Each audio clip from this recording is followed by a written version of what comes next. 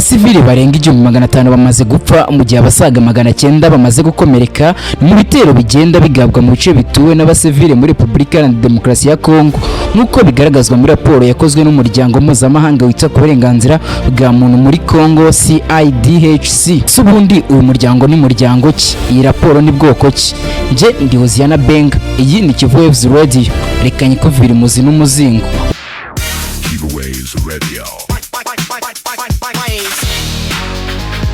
Kivu Waves Radio. Ubundi CIDHC mu rurimi rw'igifaransa ni Consortium International des Droits de l'Homme au Congo.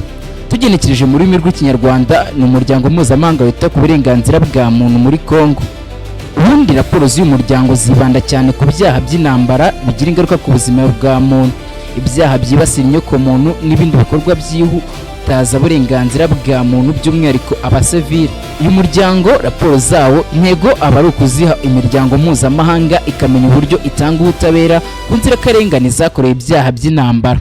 Ibikorwa byawo byibanda ku kwegeranya ubuhamya n'ipererezo ku habereye ibyaha, amakuru babonye bakayasesengura hagamijwe gushakira ubutabera abakorewe ibyaha no gutanga amakuru mu itangazamakuru y'abakoze n'abakorewe ibyaha.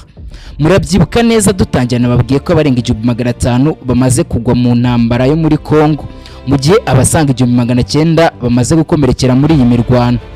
Ushobora kugira ngo ni ukuva intambara yatangira.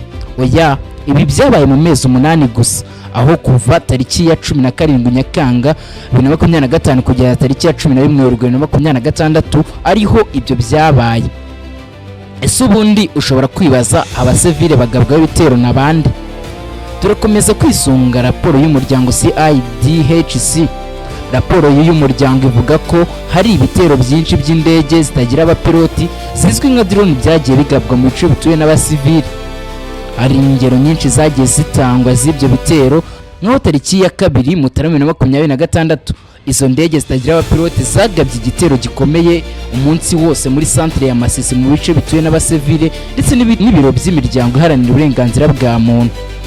Naho hagati ya Mutarama na Gashyantare 2026 umutwe witwaje intwaro wa Wazalendo n'umutwe w'iterabwoba ugizwe n'abasize bakoze jenoside mu Rwanda bagahungira muri Kongo FDLR batatse imidugudu n'insisiro z'abasivile muri Masisi.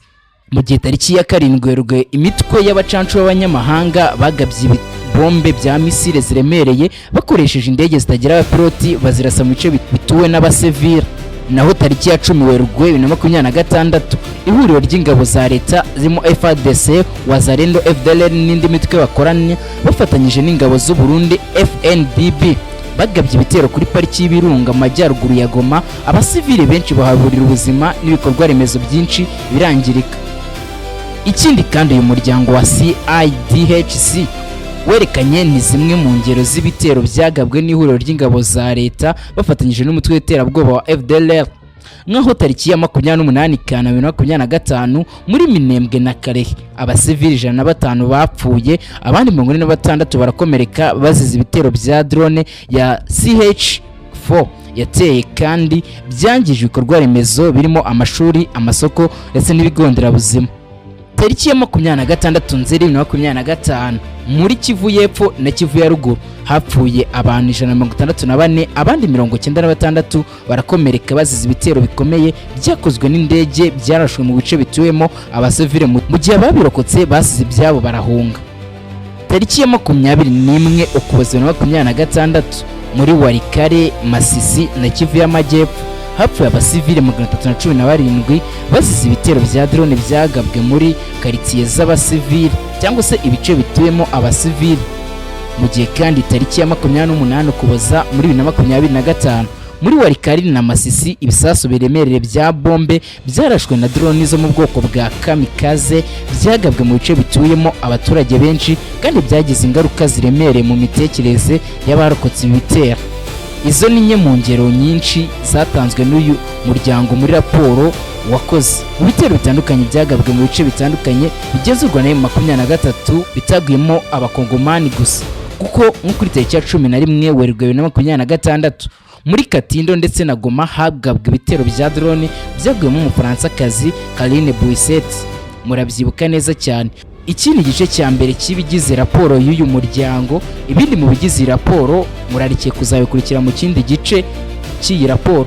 Njye ndi Hoziyana Benga, reka dushimire cyane niyo mugabo Emmanuel wadufashije gutunganya inyandiko y'ikiganiro. Naho iyi ni Kivu Waves Radio, tuzasubira ubutaha. Reka nizere ko wakoze subscribe kandi ukomeje no gusharinga ibiganiro byacu. Amahoro n'imigisha Nyagasani atanga bibane namwe.